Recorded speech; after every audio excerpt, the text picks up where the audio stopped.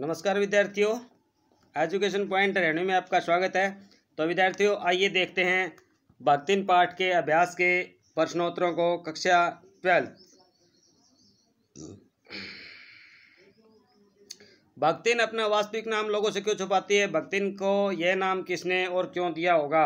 तो वह भक्तिन का वास्तविक नाम लक्ष्मी था, अर्थात लक्ष्मी। लक्ष्मी नाम समृद्धि एवं ऐश्वर्य का प्रतीक माना जाता है, परंतु यह नाम के साथ गुण नहीं मिलता। लक्ष्मी बहुत गरीब तथा ना समझदार है। वह जानती है कि समृद्धि का सूचक यह नाम गरीब महिला की को शोभा नहीं देता। उसके नाम व भाग्य में विरोधाभास है। वह सिर्फ नाम की लक्ष्मी है। समाज उसके नाम को सुन करके उसका उपहास न उड़ाए, इसलिए वह अपना वास्तविक नाम लोगों से छुपाती है। भक्तिन को यही नाम लेखिका ने दिया था और उसके गले में कंठी माला व मुंडे हुए सिर में से भक्तिन लग रही थी। उसमें सेवा भावना व कर्तव्यपरायणता को देखकर ही लेखिका ने उसका नाम भक्तिन रखा था। अगला प्रश्न है, 2 कन्या रत्न पैदा करने पर भक्तिन पुत्र महिमा में अंधी अपनी जेठानी द्वारा घृणा व उपेक्षा का शिकार बनी। ऐसी घटनाओं से अक्सर यह धारणा चलती है कि स्त्री की दुश्मन होती है। इसमें आप कहाँ तक सहमत हैं? हाँ, मैं इस बात से बिल्कुल सहमत हूँ। जब भक्ति ने अर्थात लक्ष्मी 2 पुत्रियों को जन्म दिया तो उसके ससुराल वालों ने उस पर घोर अत्याचार किए। उसकी जेठानियों ने उस पर बहुत जुल्म ढाए। इसी कारण उसकी जेठानियाँ को उसकी बेटियों को दिन भर काम करना पड़ता था। इन सभी बातों से सिद्ध होता है कि स्त्री की दुश्मन है। उसकी जेठानियों ने तो जमीन हथियाने के लिए लक्ष्मण की विधवा बेटी से अपने भाई का विवाह करने की योजना बनाई। जब योजना सफल नहीं हुई तो लक्ष्मण पर अत्याचार बढ़ते गए। अगला प्रश्न है, 5 वर्ष की वय में ब्याही जाने वाली लड़कियों में सिर्फ भक्तिन ही नहीं बल्कि समाज में हजारों अभागिनियाँ हैं। बाल विवाह और उम्र के अनमेलपन वाले विवाह की अपने आसपास की हो रही घटनाओं पर दोस्तों के साथ परिचर्चा कीजिए। हमारे देश में नारी पर आज भी अत्याचार हो रहे हैं। अनपढ़ जनता पुरानी लीक पर चल रही है। 5 वर्ष तो क्या, दूध मोई बच्ची की शादी कर दी जाती है। पश्चिमी राजस्थान, मध्य प्रदेश, उत्तर प्रदेश और देहात में 1 महीने की बच्चियों का विवाह गौना कर दिया जाता है। आए दिन अखबारों में पढ़ते हैं कि 2 दिन की बच्ची की शादी कर दी गई। कई बार तो 10 वर्ष की बच्ची की शादी 30 वर्ष के युवक के साथ करा दी जाती है। भक्तिन अच्छी है। अगला प्रश्न, यह कहना कठिन होगा लेकिन उसमें दुर्गुणों का अभाव नहीं है। लेखिका ने ऐसा क्यों कहा होगा? भाई, भक्तिन लेखिका का घर पर काम करने के लिए आई थी। वह सीधी सादी भोली भाली लगती है, लेकिन ज्यों ज्यों लेखिका के साथ उसका संबंध और संपर्क बढ़ता गया त्यों तो वह उसके बारे में जानती गई। लेखिका को उसकी बुराइयों के बारे में पता चलता गया। इसी कारण लेखिका को यह लगा कि भक्तिन अच्छी नहीं है, उसमें कई दुर्गुण हैं, अतः उसे यह अच्छी कहना और समझना लेखिका के लिए कठिन है। प्रश्न नंबर 5 है, भक्तिन द्वारा शास्त्र के प्रश्न पर को सुविधा से सुलझा लेने का क्या उदाहरण लेखिका ने दिया? भक्तिन की यह विशेषता है कि वह हर बात को, चाहे वह शास्त्र की हो ही क्यों ना, अपनी सुविधा के अनुसार ढाल लेती है। वह सिर घुटाए रहती है। लेखिका को यह अच्छा नहीं लगता। जब उसने भक्तिन को ऐसा करने से रोका तो उसने अपनी बात को ऊपर रखा और कहा कि शास्त्र में यही सब लिखा है। जब लेखिका ने पूछा कि क्या लिखा है तो उसने तुरंत उत्तर दिया, तीर्थ गए मुंडाए सिद्ध। यह बात किस शास्त्र में लिखी गई है इसका ज्ञान भक्तिन को नहीं है, जबकि लेखिका जानती थी कि यह कथन किसी व्यक्ति का है न कि शास्त्र का। अतः भक्तिन को सिर घुटाने से नहीं रोक सकी और हर बृहस्पतिवार उसका मुंडन होता रहा।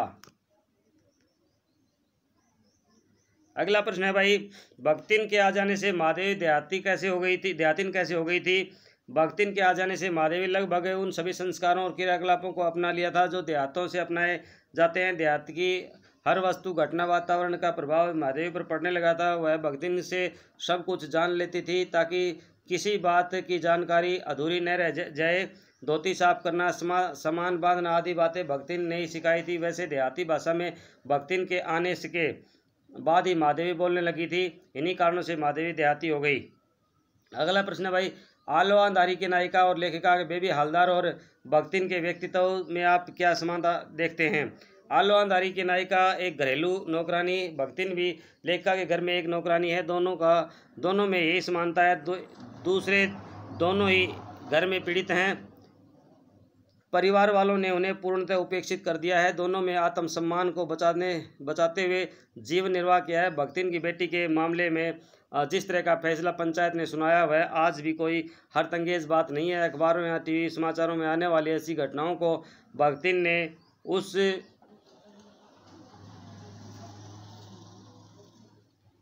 पर्सन के साथ रख करके उस पर चर्चा करें। भक्तिन की बेटी के मामले में जिस तरह का फैसला पंचायत ने सुनाया आज भी वह कोई हरतंगेज बात नहीं है। अब भी पंचायतों का तानाशाही रवैया बरकरार है। अखबारों या टीवी पर अक्सर समाचार सुनने को मिलते हैं कि प्रेम विवाहों को पंचायतें अवैध करार देती हैं तथा पति पत्नी को भाई बहन की तरह रहने के लिए विवश कर देती हैं, उन्हें सजा भी देती हैं, कई बार तो उनकी हत्या भी कर दी जाती है। अब मध्ययुगीन बर्बरता आज भी विद्यमान है। 5 वर्ष की वय में ब्याही जाने वाली लड़कियां में सिर्फ भक्तिन ही नहीं बल्कि आज भी हजारों अभागिनें हैं। अगला प्रश्न, भक्तिन की बेटी के मामले में जिस तरह की का फैसला पंचायत ने सुनाया है आज भी कोई हरतंगेज बात नहीं है। अखबार टीवी या समाचार में आने वाली ऐसी घटना को भक्तिन के उस प्रसंग में रख करके उस पर चर्चा करें। भाई, पिछले दिनों अखबारों में पढ़ा था कि टीवी पर देखा था कि राजस्थान के गांव में केवल 2 साल के बच्चे के साथ 20 वर्षीय युवक ने बलात्कार किया। आरोपी को बाद में लोगों ने पकड़ भी लिया। पंचायत हुई। इस पंचायत में ये फैसला सुनाया गया कि आरोपी को 10 जूते लगाए जाएं। 10 जूते लगाकर उसे छोड़ दिया गया। यह निर्णय हरतंगेज करने वाला, क्योंकि पंच लोग केवल दबंग लोगों का साथ देते हैं, चाहे वे कितना भी गलत कार्य क्यों न करें। 5 वर्ष की वय में ब्याही जाने वाली लड़कियों में सिर्फ भक्तिन ही नहीं बल्कि आज भी हजारों अभागिनें हैं। बाल विवाह और उम्र के अमेलपन वाले विवाह की अपने आसपास में हो रही घटनाओं और दोस्तों से चर्चा करें। ये ज़्यादा इंपॉर्टेंट प्रश्न नहीं है भाई, लिखना मत इसको। हमारे देश में नारी पर आज भी अत्याचार हो रहे हैं। अनपढ़ जनता पुरानी लीक पर चल रही है। 5 वर्ष तो क्या दूध मुंह बच्ची की शादी की जा रही है। पश्चिमी राजस्थान के, मध्य प्रदेश, उत्तर प्रदेश के देहातों में 1 महीने की बच्चियां का विवाह या गौना कर दिया जा रहा है। आए दिन अखबारों में पढ़ते हैं कि 2 दिन की बच्ची की शादी कर दी गई। कई बार तो 10 वर्ष की बच्ची की शादी 30 वर्ष के युवक के साथ कर दी जाती है। महादेवी जी इस पाठ में हिरनी, सोना, कुत्ता, वसंत, बिल्ली, गोधुली आदि के माध्यम से पशु पक्षी की मानवीय संवेदना से उकेरने वाली लेखिका के रूप में उभरती है। उन्होंने अपने घर में और भी कई तरह के पशु पक्षी पाल रखे थे तथा उन पर रेखा चित्र भी लिखे हैं। शिक्षक की सहायता से उन्हें ढूंढ करके पढ़ें जो मेरा परिवार में प्रकाशित हैं।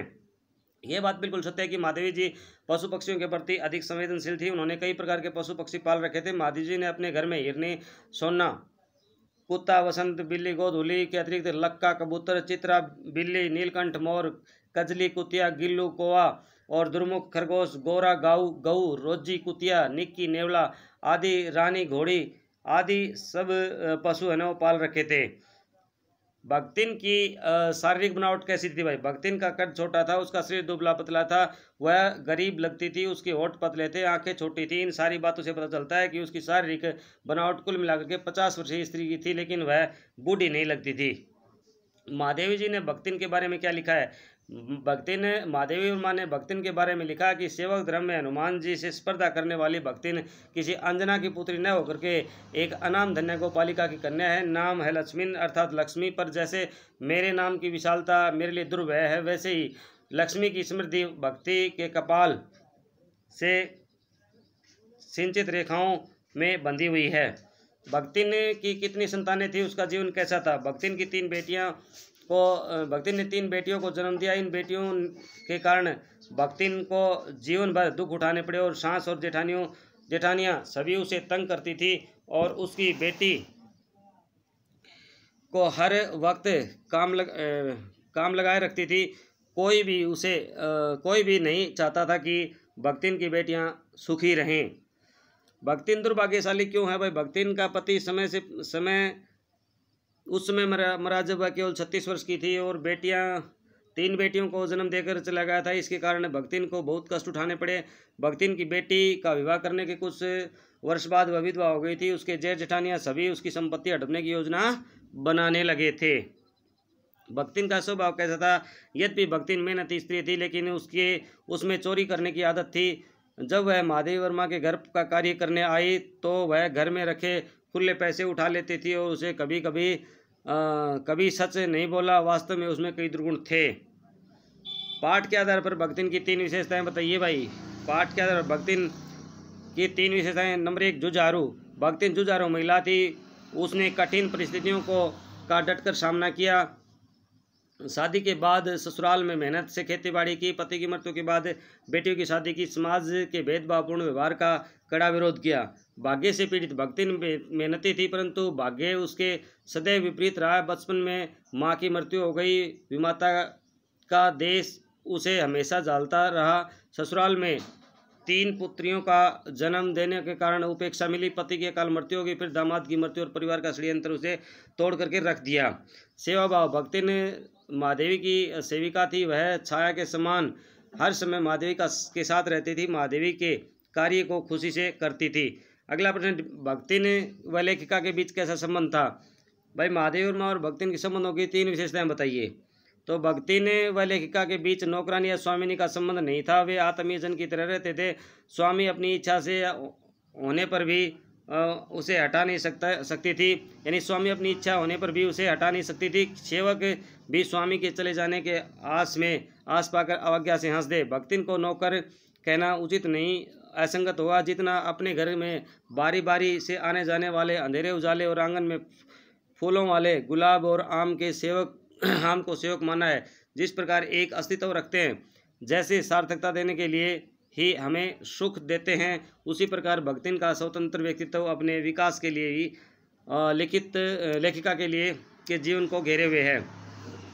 अगला प्रश्न है, भक्तिन अनेक अवगुणों के होते हुए महादेवी जी के लिए अनमोल क्यों थी? भाई अनेक अवगुणों के होते हुए भी महादेवी के लिए अनमोल थी, क्योंकि वह लेखिका के हर कष्ट को लेने के लिए तैयार थी। वह लेखिका की सेवा करती थी। लेखिका के पास पैसे की कमी की बात सुनकर वह जीवन भर की कमाई उसे दे देना चाहती थी। भक्तिन और महादेवी के नामों में क्या विरोधाभास था? भक्तिन का असली नाम लक्ष्मी था। वह अपना नाम छिपाती थी क्योंकि उसे कभी समृद्धि नहीं मिली। इसके भक्ति भाव को देखकर लेखिका ने उसे भक्तिन कहना शुरू कर दिया था। लेखिका का अपना नाम महादेवी था। वह किसी भी दृष्टि से यानी देवी के समक्ष नहीं है। दोनों के नामों में और गुणों में कोई तारतम्य नहीं था। भक्तिन का अतीत, परिवार, समाज किन समस्याओं से जूझते हुए बीता? पाठ के आधार पर लिखिए। भक्तिन का जीवन सदैव परेशानी भरा रहा। बचपन में माँ की मृत्यु हो गई। माता ने उसे भेदभाव किया। विवाह के बाद 3 लड़कियां हुई। उसके बाद सास और जेठानी ने लड़कियों के साथ भी भेद किया और 36 वर्ष की आयु में पति की मृत्यु हो गई और ससुराल वालों ने संपत्ति हटने का प्रयास किया, परंतु उसने बेटियों की शादी की, एक घर जमाई बनाया, परंतु दुर्भाग्य से वह भी शीघ्र मृत्यु प्राप्त हो गया। इसके बाद ससुराल वालों ने मिलकर के उसकी विधवा पुत्री का बलात्कार करने की कोशिश की। पंचायत ने बलात्कारी के साथ लड़की के विवाह जबरन करा दिया। इसके बाद भक्तिन की संपत्ति का विनाश हो गया।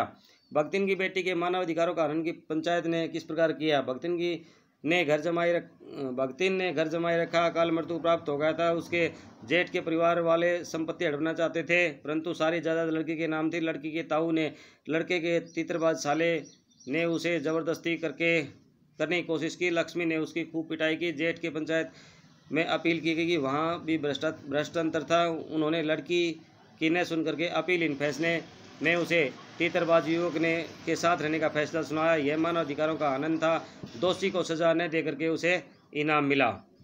भक्तिन का नाम किसने और क्यों दिया? पाठ के आधार बताइए। तो भक्तिन को यह नाम लेखिका ने दिया। भक्तिन का असली नाम लक्ष्मी था। वह अपने नाम को छिपाना चाहती थी क्योंकि उसके पास धन नहीं था। लेखिका तो देखिए इस प्रकार इसके जो है ना मुख्य सारे प्रश्नों को हमने कर लिया है। प्रश्न इसमें और भी है 1-2, लेकिन जो मुख्य प्रश्न थे वो इसके हमने कर लिए हैं। तो आप बने रहिए मेरे साथ एजुकेशन पॉइंट हरियाणवी पर।